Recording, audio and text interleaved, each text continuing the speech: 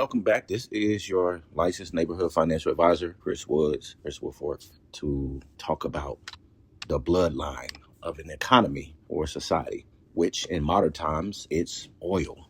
So let's talk about oil and why it's important, even with our current situation with Iran, and how oil affects the global economy, not just our economy and our society, but the global at large. All right, so oil isn't just a commodity, it's the control system of the global economy.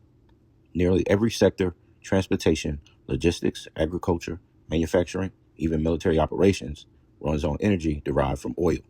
Strip oil out of the equation, and modern society slows down overnight.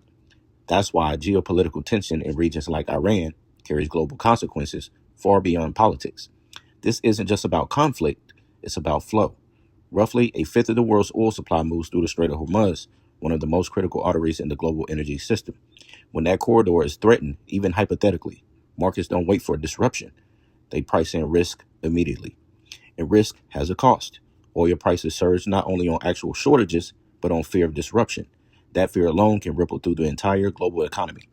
Higher fuel costs, increased transportation expenses. Increased transportation, higher consumer prices.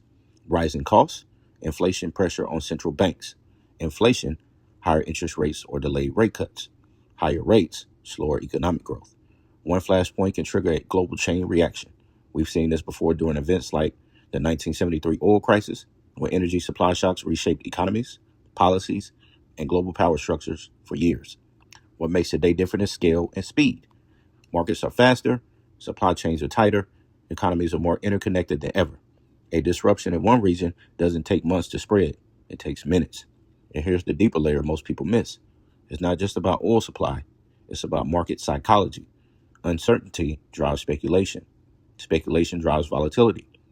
And volatility creates opportunity for some and instability for many. So when you hear about conflict involving Iran, understand this. It's not just geopolitics, it's energy security, it's monetary policy, it's inflation, it's your cost of living. Because oil doesn't just fuel engines, it fuels the entire global financial system. And when that system gets shaken, everything feels it.